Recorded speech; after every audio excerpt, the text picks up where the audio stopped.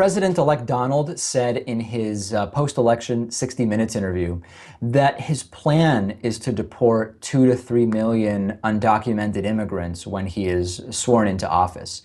And this has been a big reason why Donald Trump appealed to a pretty significant portion of his base, right? His immigration-related rhetoric, his promises of deportation forces, his discussions about a wall with Mexico. This has all been a big reason of why many of his supporters voted for him.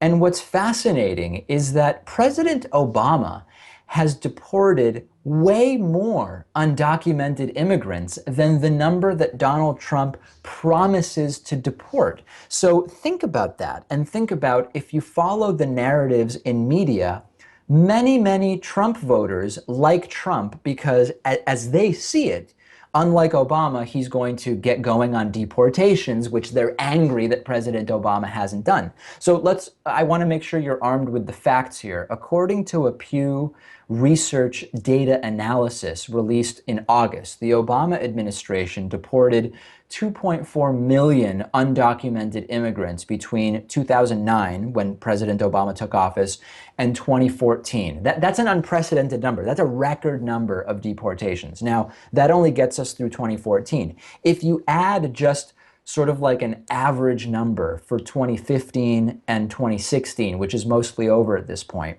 to that 2.4 million deportation number, President Obama has deported roughly 3.2 million undocumented immigrants.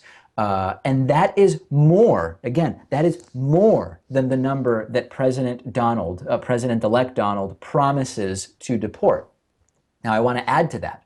Not only has President Obama deported more undocumented immigrants than the number that President-elect Donald says he will deport, he didn't do it with a wall that would be outrageously expensive.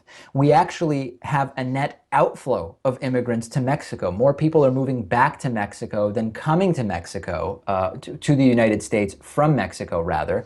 And this is not about pro-Trump or anti-Obama. This is about, as an interesting Inquisitor article that I recently read says, everybody needs to look at themselves. If you voted for Trump because you wanted more people deported than what President Obama has done, well, you're not going to get that number of deportations, because Donald Trump's promise of the number of people he will deport is a smaller number than the number of people that President Obama has already deported.